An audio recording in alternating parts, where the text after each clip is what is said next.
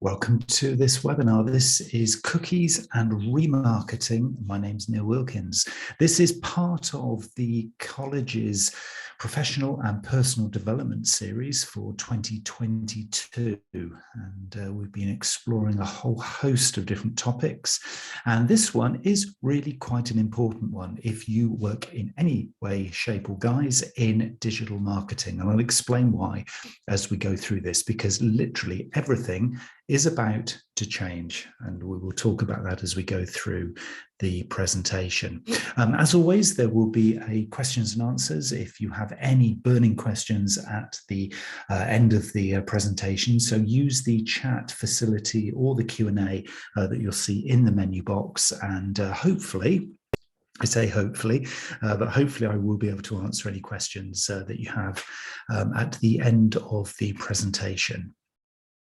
So when I was doing a little bit of detailed research into the topic of cookies and remarketing, of course, when you search cookies in your favorite search engine, you get a whole bunch of different styles of response.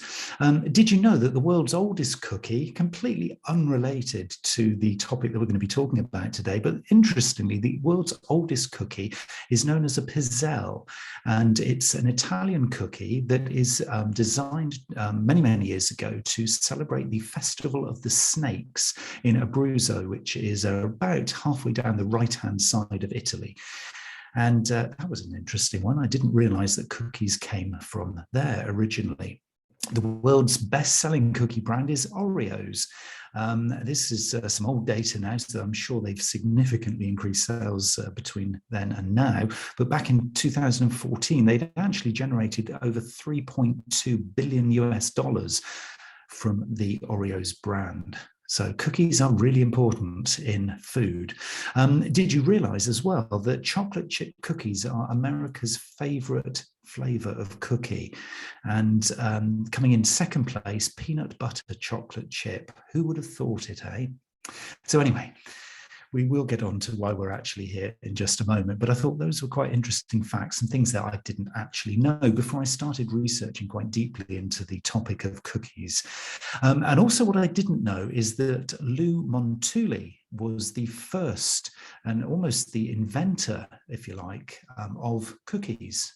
He was an internet pioneer back in 1994, which coincidentally was the year that I launched my very first website, which was a surfing forecasting service for wind and wave conditions around the UK and Ireland and Western Europe.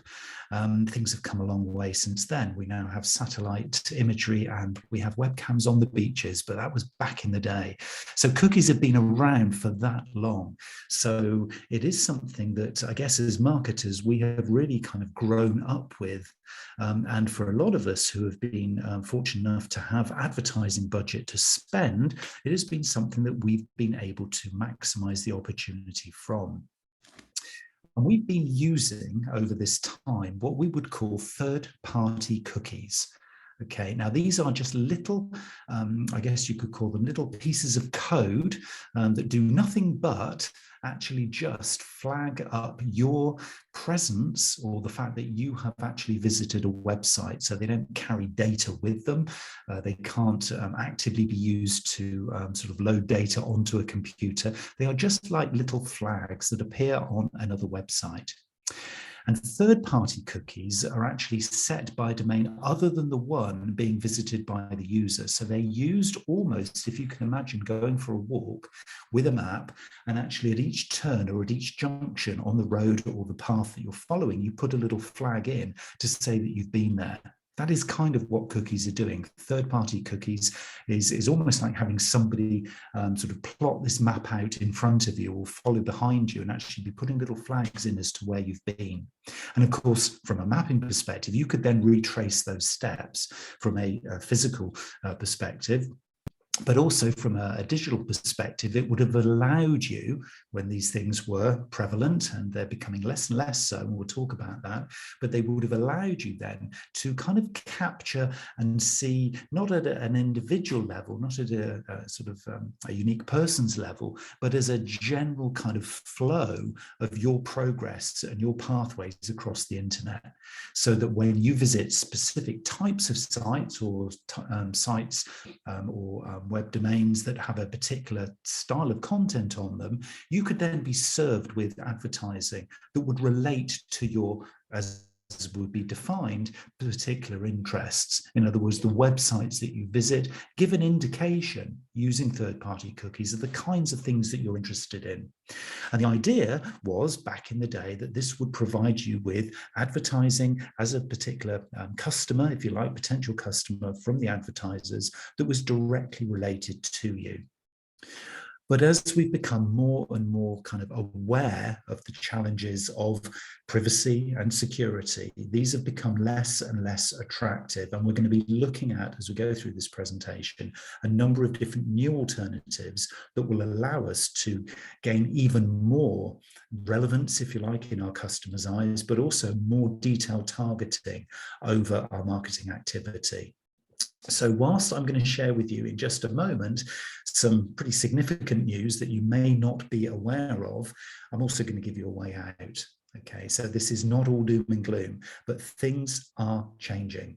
And if you've ever done any form of online advertising, any form of remarketing, if you've posted some pay-per-click display ads, for example, in an attempt to grow your customer base, to gain more followers, maybe you've been looking to do advertising for generating inquiries and leads into your business, or just simply to create some awareness with a particular group of customers, then this webinar and the information I'm going to share with you will apply to you. Okay, so if you've ever done any form of paid activity or remarketing, then this has relevance to you.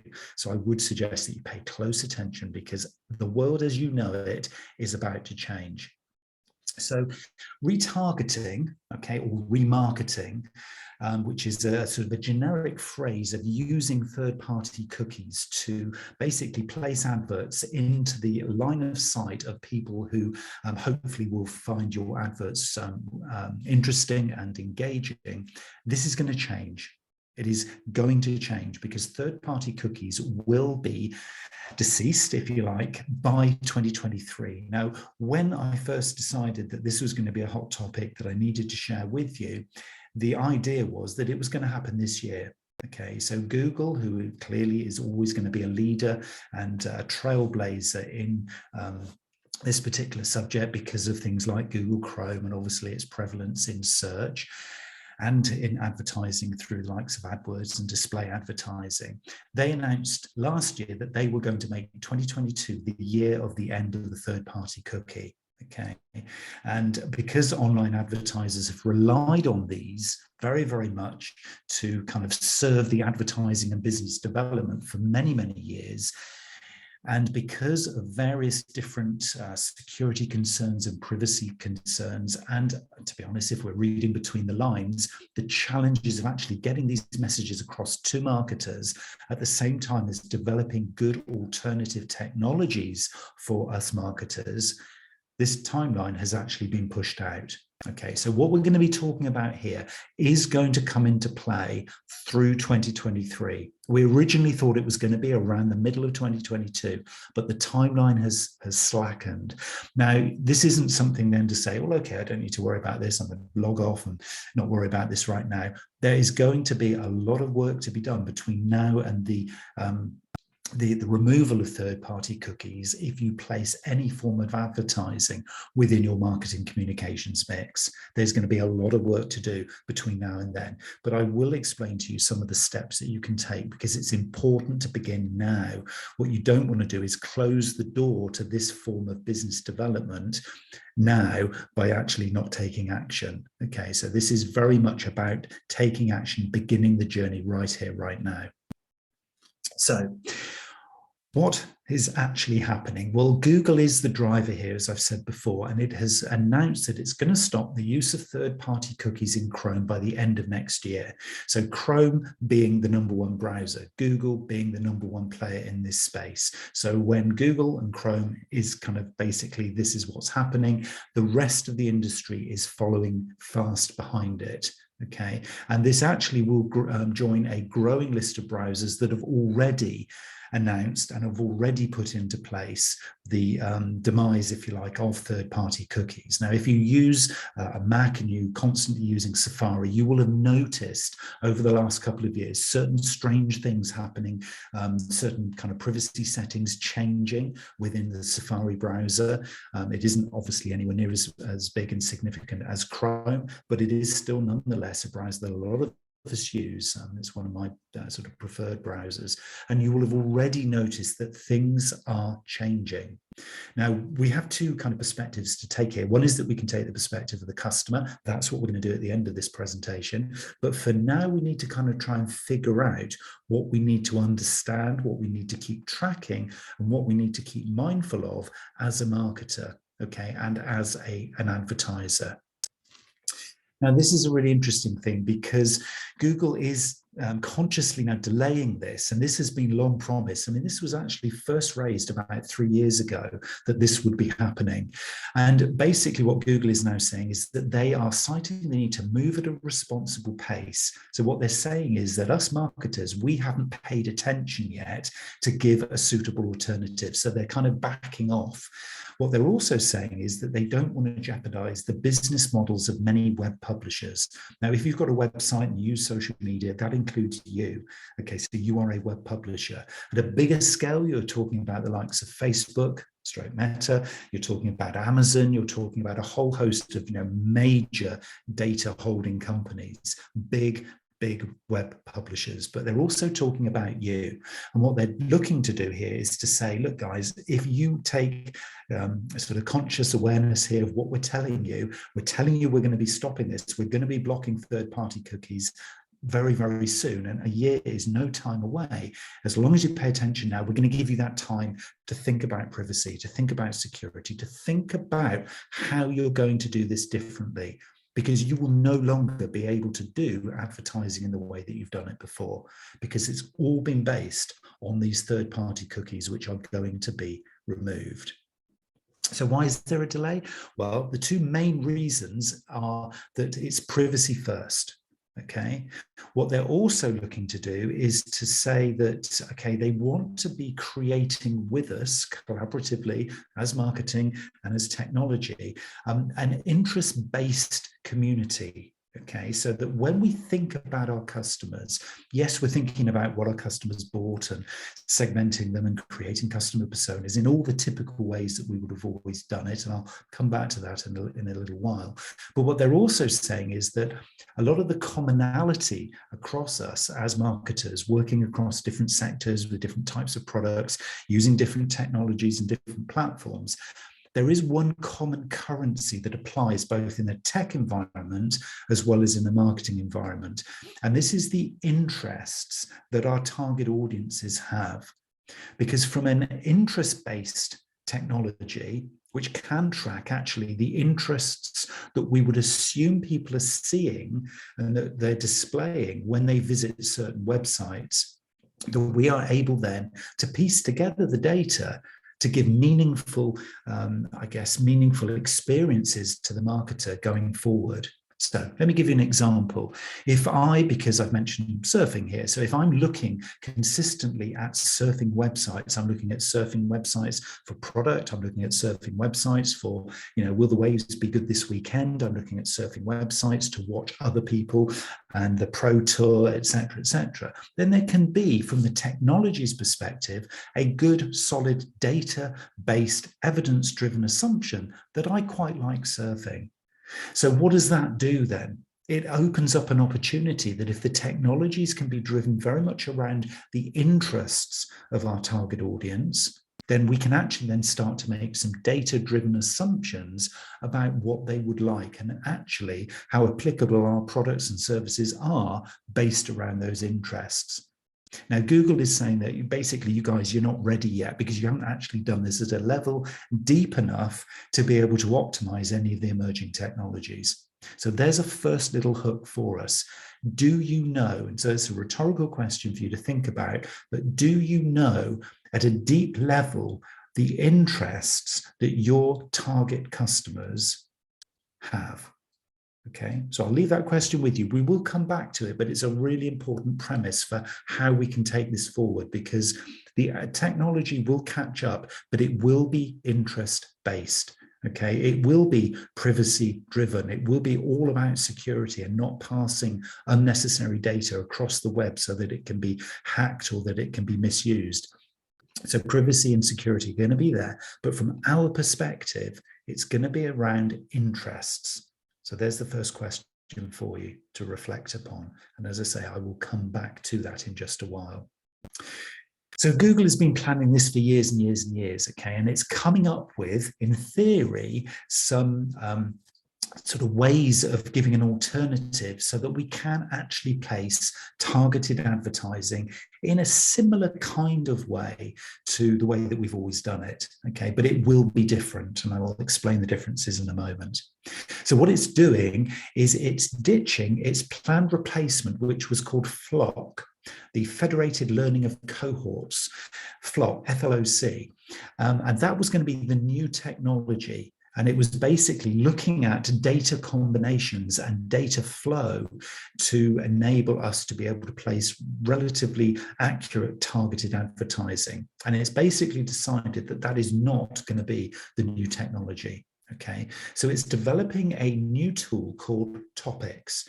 Now, I'm not party to exactly how that tool is going to work yet. I'm not aware of anybody who actually knows deeply how this is going to work. But the clue is in the name. Topics. Okay, so can you see a correlation here? It's already said in the narrative that we're looking to have an interest-based advertising cohort or community going forward. And there's a new tool coming called Topics. Doesn't take a rocket scientist to kind of put those two words together and say, okay, I can see where this is going. So we'll look at that and see how we can work with that in the future a little bit later. So Topics itself, in theory, is going to do the same thing as some of this other sort of advertising technology was going to do. So it's going to keep, hopefully, our identity and our movements hidden away from advertisers, but in a slightly different way to the way that third-party cookies have been used in the past. So what Chrome will do, okay, is it will include code that monitors the sites that we visit, and so that it can watch and make assumptions around the interests that we have. But, and this is the good side from these security purists here, it will only store this information locally on the browser for 3 weeks at a time. Okay, so there's a coming back in here. There's a kind of an immediacy. There's a kind of a need for repeat patterns of behavior. So if you only happen to be interested, for example, in surfing for a week, well, that isn't something then that's going to really get flagged up. It's going to have to be repetitive periods of time that will demonstrate the interests that you have as you travel around the internet. And it's going to categorize all of us with a list, or from a list of 300 interests or topics. And these could be things like fitness or fashion, or in my case here, surfing. Okay, so there's a limit to what this is going to do, but there's also, from Google's perspective, there is a real focus in on a range of combinations of data, because if you think there's 300 interests there, and so the number, if you do the multiplier, there's the number of interest combinations is actually quite significant. So we might be losing a little bit of granular detail, but probably not too much. So that is actually quite positive. So when visiting a website, your browser will allow advertisers access to 3 of these topics chosen at random so that they can decide which adverts to show you. Okay. Crucially, those 3 topics are all that the website and the advertiser will be allowed to know about you. You won't get information about gender or race, for example, those kinds of things. So this is interesting. This is really, really showing us very, very clearly that when we're building our customer personas, those profiles of our target audience of the ones that we're going to serve with organic content as well as paid content. It's all about a deep understanding of lifestyle. It's all about a deep understanding of topics, stroke interests. Okay, so if that's not an activity that you've done so far in your marketing planning or your customer focus, that is something I would suggest that probably now is the time to do it. So what can we expect then from this thing when the technology starts to roll out, the third-party cookies start to get switched off? It is going to be a very different world to the one that we're in, okay? So basically what you can expect is the price to go up, okay, when you're doing your advertising, because there's technology that has to be recouped, the initial investment, and you can expect the targeting quality potentially to go down. Okay, that's just a fact. There are certain things that you can now target against that you're not going to be able to in the same way for a while, I would suggest, because with all these things, you know, you can imagine if you were a platform provider, you're an advertising platform provider, you're going to want to get some competitive edge here. So you're going to probably be already looking for alternatives to add in that extra granular level of detail going forward. So expect things to kind of balance out and settle down in the coming years. But if you're looking to advertise in 2023, the chances are price goes up, quality of targeting will go down. And if you use programmatic advertising right now, well, you're pretty much stuffed, because that is not going to happen in the same way that it happened before. So if you're not aware of programmatic advertising, that's basically where your advertising schedule was basically controlled with AI. In other words, the different patterns of behavior that your target audiences were exhibiting almost in real time could then be used to serve them advertising that was kind of in real time. So you didn't plan ahead, you used behaviors of the people you're targeting to know when the best time is to serve adverts to them.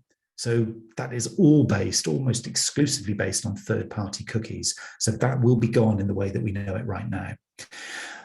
But if you're sat there thinking, oh my Lord, everything is changing, everything is just going to be switched off and I'm not going to be able to do advertising, what about things like Google Analytics? Because that always uses cookies as well. Well, yes, it does. But don't worry, because Google Analytics and those kinds of technologies are based around what we call first-party data. Okay, so that is data that is held kind of within the website itself that is being used to be tracking. Okay, so you think about the way that Google Analytics works is you've got the admin rights to your website, you put the little piece of code in, the little tracking code into your website, and so that when somebody comes to your website, you can track where they're going through your website. But as soon as they leave your website, they're gone. You can't see where they have gone. You can't see where they go next, because it's the where they go next that is the third-party cookie data. So first-party cookie data is the bit that you can still have hold of. You can still control. That is untouched by all of this. We're only talking third-party cookie data here. Okay, hopefully you understand the difference between the two. And again, remember as well, with something like Google Analytics, you can see that a visitor to your site came from somewhere like Facebook, but you don't know the pages on Facebook further upstream of their journey that they were going to, or you don't know when they came through following a link from another site, how they were actually, navigating around that site before they got to you. So first-party data is that kind of ring-fenced data that you've got control of that is kind of almost like in your walled garden of your website. Okay, so you can see the incoming traffic, you can see the outgoing traffic, but you can't go outside of the walls. That's first-party data. And just in the definition of what I said there lies the answer to your problems going forward if third-party data has been, or third-party cookies have been the thing you've been relying on to do your advertising. And I'll tell you more about that in just a moment. So if you were to do a little search right now, oh no, I can't do any more third-party cookie advertising, so what are my alternatives? Well, it throws up a whole bunch of different solutions, stuff I've never heard of, stuff that you probably haven't heard of, a whole bunch of acronyms, a whole bunch of new tech, there's new platforms, there's new tools, there's new channels to play with, there's new stuff to learn that really, when I was diving deeply into this to hopefully give you some really, really good alternatives, I kind of lost the will to live. It really wasn't helpful. And I think for a lot of marketers, this is going to be the case for a number of years. But if we choose not to go down the route of, okay, I need a technology to help me, and actually take what turns up in every single search result that you see as the route forward, and that is halfway down this particular slide, which says first party data, because wherever you search to the alternatives, you're presented with a whole bunch of tech. And unless you're a real techie or a developer, you're probably not going to find your answer deep in there as a marketer. But the one common theme that comes through time and time again is the one that says first party data. And I saw that everywhere I looked. So I think, and I've seen some evidence for this as well, is that the key alternative for us as we look to the rest of this year to plan our life forward without advertising as we know it digitally, is that first party data methods will hold the key to the next steps for businesses and for marketers. And as learn.g2.com suggests in a big article that they wrote, in the wake of phasing out third-party cookies, businesses and marketers need to use first-party data as much as possible. Now, just the definition of the words first-party data, guess who's got control of first-party data? Yeah, it's you. It absolutely is you. This whole idea of first-party data is data that you have probably already started. If you haven't at a deep level, you can certainly start now to collect about the people who are visiting your website, about the people who are going through the customer journey that you've plotted, about the people who are responding to your emails, about literally all of the data handling that you have control of. So if you can imagine, and I've used the phrase walled garden just a few moments ago, if you can imagine that your business or your organization is sitting in a walled garden and the walls are very, very high. Stuff can't look in, stuff can't get out. You know, you can see the sky, you've got loads of opportunities, but the data that you're holding sits within these ring-fenced walls, if you like, of your organization. This is where first-party data resides. Okay, so it is the email addresses, it is the phone numbers so that you can text, it is the connections, it is the behaviors about how people have gone through the customer journey with you, it is about the loyalty scheme, it is about all of those incentives that you've done and you've used to help people to communicate with you or to buy more product from you, all of the data that you're holding. And if you're lucky enough to have a marketing or management information system or CRM, customer relationship management system, this is what we're talking about. This is first party data. And if you've collected it with consent, and I'll talk about that in a little while, because that is going to be very important going forward, to succeed in the world without cookies, Gartner themselves have said, employ a first-party data strategy and refocus on consent-based advertising by obtaining users' informed consent before collecting their data. So now you're getting control back. It's almost like, for those of us who have been in marketing and advertising communications for a long, long time, it's almost like now we're coming full circle, because a lot of what we've had to do is pay kind of lip service to the advertising platforms. We haven't always had it our way. It's not like back in the old days where, it was offline advertising and you had a budget and you put the ad out there. You kind of waited to see if anything happened. You didn't really know which advertising was working. It did get better, but then a lot of it came sort of to the point where it was outside of our control. What Gartner's saying is that now, with the demise of third-party cookies, it's the opportunity for marketers to get back the control of the data that we can use to really, really create strong, engaging motivation and, really, really powerful customer journeys for all of the customers that we want to be talking to. So now is the time to focus and double down on our data. Okay, so data within our holding. So forget the advertising platforms for a moment. Let's look inside the walls of our walled garden in which our business or organization sits, and let's see what it is that we can do in here to actually make this thing happen. So Gartner has kind of obviously done a lot of work behind this, and they're saying, and they've actually used the term walled gardens as well. And what they're saying is what you can actually do now is really, really focus on this first party data, because when done right, it can be used to team up with publishers and advertisers to map out user behavior for better ad targeting and intent data measurement. Okay, so what they really mean by that is if we can get a deep understanding, not only of our customers or target customers' behaviors, but also their interests and their intentions, then when the technology catches up, and it will happen through this coming year to 18 months, because it just will, because all of the current platforms are going to have to do this, particularly some of the big players. When that actually happens, then you are going to be in a very, very strong position to be able to match your interests and topics that you know your customers have with the platforms and the way that they are doing their targeting based around interests and intent. So if you've got the data, you've been capturing the data, you've been working with your first party data, you will then have the fuel to power the next version of this advertising world.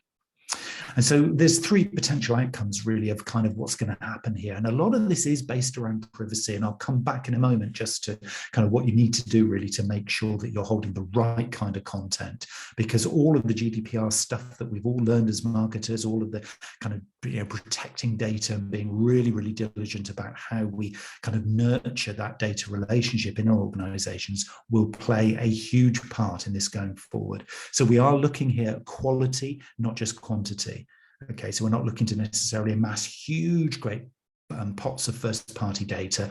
Well, we are probably, but what we're looking to do is make sure that data is the highest quality.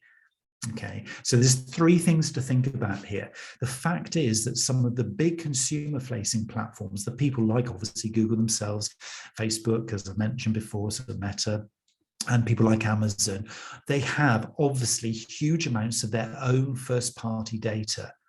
Now, of course, they're going to be holding on to that data and protecting it for life or death, because that is going to be something that they can really, really trade on going forward, because the quality of the data that they're holding is going to have a huge commercial value. Okay, in this new post third-party cookie world. So just know that that might open up some opportunities for you in the future. Okay, so they're going to be doing this walled garden approach as well. So this is why I'm suggesting to you that is a very, very strong starting point. But for them, privacy and everything is going to be important too.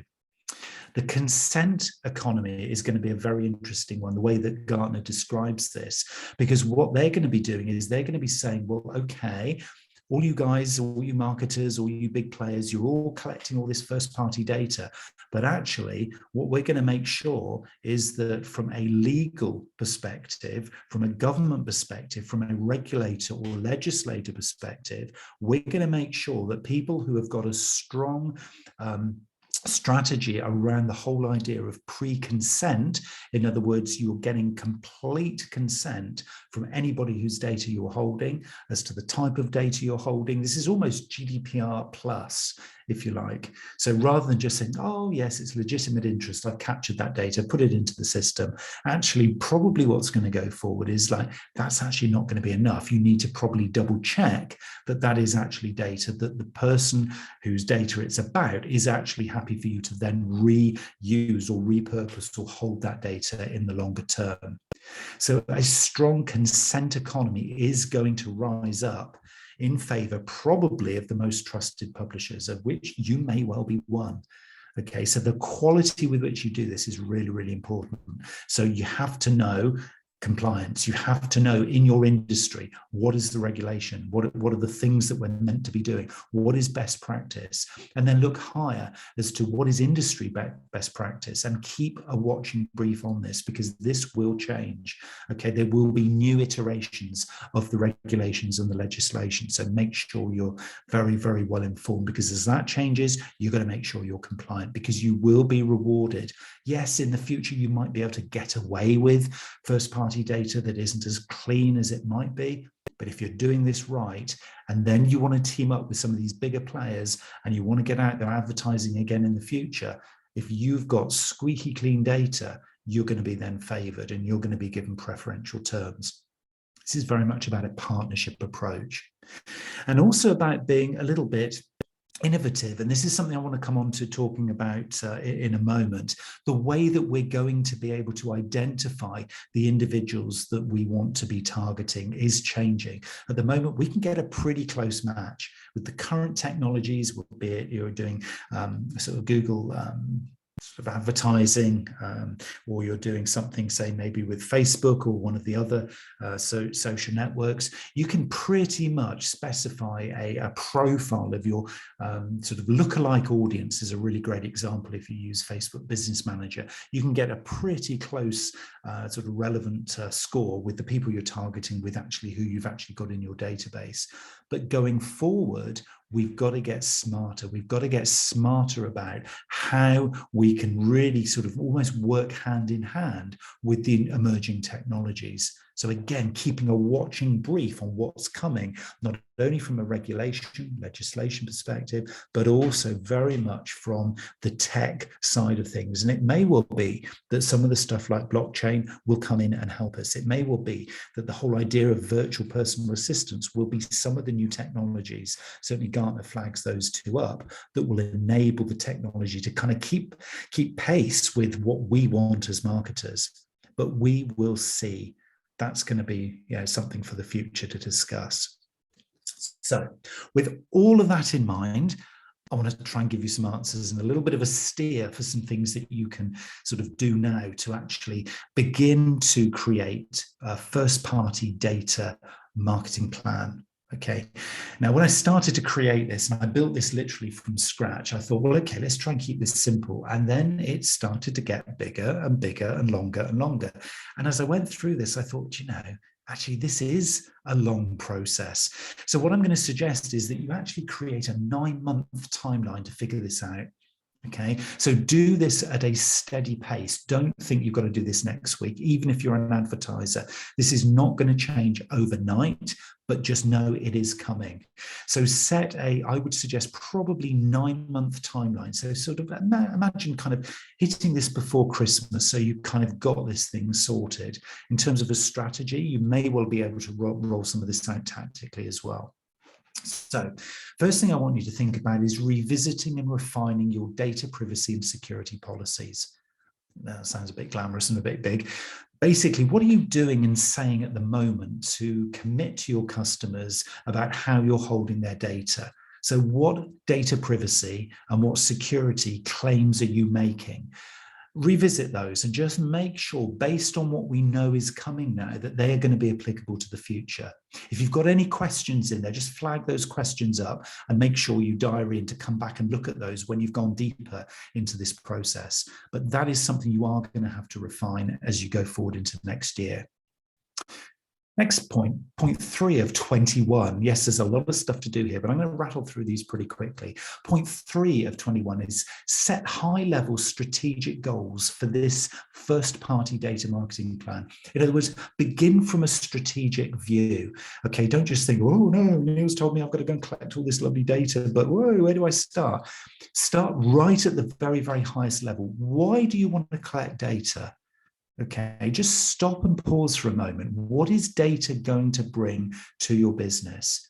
And then you can start to then drill down. Okay, from a marketing perspective, where's the value in data? What kinds of sets of data? Remember, interests / topics in brackets there, that's coming. But think about the other stuff as well. What else do you need in your strategy? Why do you want data? And also, really importantly, from a GDPR perspective, is what are you going to do with the why do you want it? Because you've got to be able to justify why you want data. So for me, there will be a whole bunch of different styles of data that I could never justify using. But if you can justify a data holding because you have plans strategically or tactically to use that data, then you have some evidence to back up why that's important to you. So begin with the strategic, okay? Really critique the type of data you're holding, and less is more. Keep it simple from the start. That's really important. Otherwise, you can get seriously bogged down by data processing. So point 4, revisit your own data records. Okay, so how are you capturing data right now? So is it web forms? Are you doing surveys? Have you got past research? Are you kind of capturing emails? What is it you're doing? And actually, where is that data held? Is it in a single system, or is it kind of spread out right across the business? And well, maybe there's a chance then to think about, oh, actually, could we bring it all together? Because whilst we're doing this first-party data program, instead of having it all over our wall garden, why don't we actually try and combine some of this stuff? Could we hold it in a single system? It's going to raise quite a few questions, I think. So we're not looking to answer them here. This is a checklist for things to really consider over this next 9 months. Next 1.5 is data cleanse and seek new consent on all appropriate data records you hold. So make sure that you don't just think, oh yeah, we've grabbed that data 6 years ago. It is probably about right. It's probably quite accurate. Is go back and cleanse the data. There's nothing worse than having a bloated data system with loads of old records that, either bounce when you send out an email or people don't answer the phone because the business is gone. Cleanse your data on an ongoing basis. That could be something you want to put into your strategic plan for this, is a consistent pattern of data cleansing. And of course, if you are sending stuff out on a regular basis, make sure you're giving that option to unsubscribe, and wherever possible, seek new consent on any new data that you're capturing, because that is going to be important going forward. It's all about the customer relationship. Prove that you can give them value and they will give you data. That's the point. You can't just expect somebody to give you all their data for nothing in return. Where's the trade there? Where's the relationship building? Data can be something you use to build customer intimate relationships. So that's something to keep a mindful note of. Point 6 is to replot your customer journeys for your priority customer personas. You've got to figure out where you're going to start this stuff. It's always the 80-20 rule. 20% of your customers are going to give you 80% of the value. So figure out who your priorities are. And then on those customer journeys, point 7, identify the critical paths on their journeys. Plot those journeys out step by step by step, because what you can do at point 8 is to spot multiple, hopefully, and importantly, very compelling data capture points on their journeys. So as you plot out those customer journeys step by step through every page of the website, through social media, through getting a newsletter, through et cetera, what points on those critical paths in those journeys would be potentially, and it might be potentially, or you might be doing it already, a chance for you to capture another little piece of useful data. Because if that is, remember, this is your first party data marketing plan. So if you can identify new places where, actually, yeah, because we've done that, they might actually let us have a little bit of data there, or, well, we can actually just grab that piece of knowledge or intelligence and that can go into our system. So what you're doing is you're building up this profile of the customer journey based around data, not just based around a pretty picture that sits on the wall that tells you, got to do some social media posting next month because we haven't done any. This is much more data and evidence driven. It's really, really important. So then what you can do is you can then break that down. Point 9 is find out what kinds of data you could capture at the awareness stage of the customer journey. Point 10, find out what you can capture at the conversion stage in the customer journey. And of course, that will be very different. There'll be different levels of data you might want to capture. So plot this out, and no one size fits all. I can't tell you precisely what data you'd want to put in there because it's all based around you and your customer and their journey. So that's a really important thing to think about. It is very personalized to you. And at the retention stage, that third stage or phase of the customer journey, point 11 of 21, is establish loyalty and reward schemes for capturing data. So you give a little, they get a little back. So if you want to build that loyalty and that advocacy, whilst you're doing that, think about what data could we capture? What can we learn and understand about how our customers really behave? And actually, because Neil said topics and Gartner said interests and everybody else has been talking about this thing of understanding the real lifestyle, now we know the customer and we know kind of what they're doing and they're part of our loyalty scheme. Could we actually tease out more data that's relevant to understand who they are and actually what they're doing on a Saturday afternoon rather than just what they buy, what they purchase and when? actually understanding their lifestyle. This is the next level down of customer relationship. There's some really, really powerful, good stuff in here if you choose to go on this journey. So point 12 is potentially then reimagining the key customer persona decision-making criteria at each stage in their journey. In other words, getting into the head of the customer as they go through this journey with you. You're capturing the data, but what's going on in their minds? What are they feeling, as well as what are they thinking as they go through it?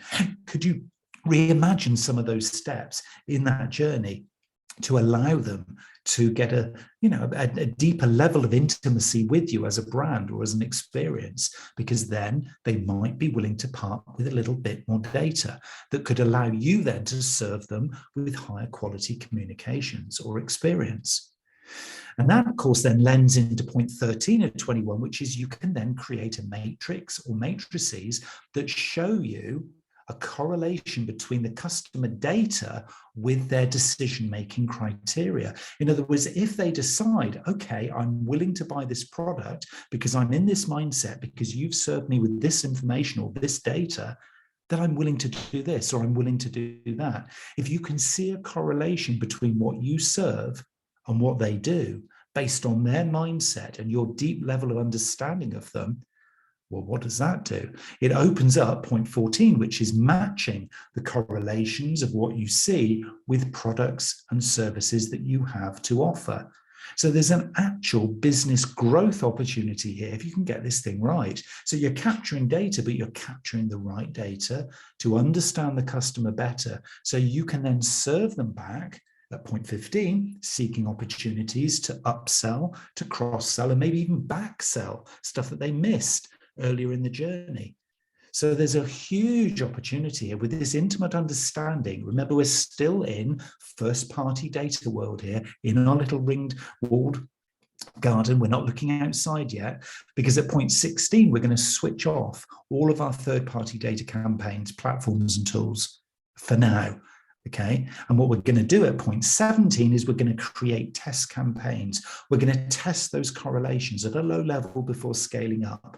So when we see person A gets to this point on the journey, we've captured a little piece of information, we've actually got a bit of data to feed into the system, and they bought product X. What do we then serve them with? We serve them with the next little piece of information because we know what their mindset is, and then we take them to point Y on the journey. And so we're choreographers, we're choreographing an experience, and we're serving them, potentially advertising to them, with first-party data. And maybe we have to buy in some records. Point 18, exploring first-party data agencies who have related persona data records, and they will already be out there. Of course, it's always by consent, but you can then start to grow this thing as you see a match between people, their behaviors, the data you're capturing, your targets and your objectives, and it's all under your control. So we're actually taking advertising and promotions more in-house for a while. And we're at point 19 of 21, we're resetting our marketing. We're resetting our key performance indicators. We're resetting our promotion and advertising targets and the goals that we've always had for our campaigns. We're kind of reimagining them. We're letting the competition fall into the deep, dark hole that is, oh no, all this advertising opportunity is now switched off, because we're going to get ahead of the game here by doing this, by treating our own data first before we then come back into play in a year or so's time when the technology's caught up, when the opportunities are there for something like Google Topics to really take apart everything that we had before and actually deliver something more powerful. We've still been able to have control.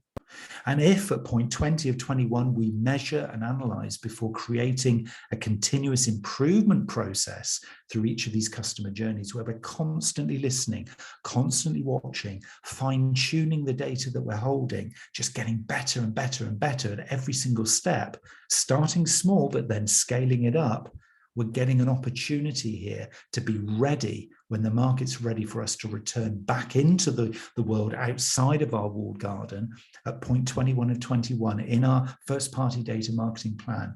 If we are watching the marketing media for new platforms and tools, these will support our plan because we've got our data in-house correct and serving us and delivering to our goals. We've developed customer intimacy and we know the topics and the interests that our customers have.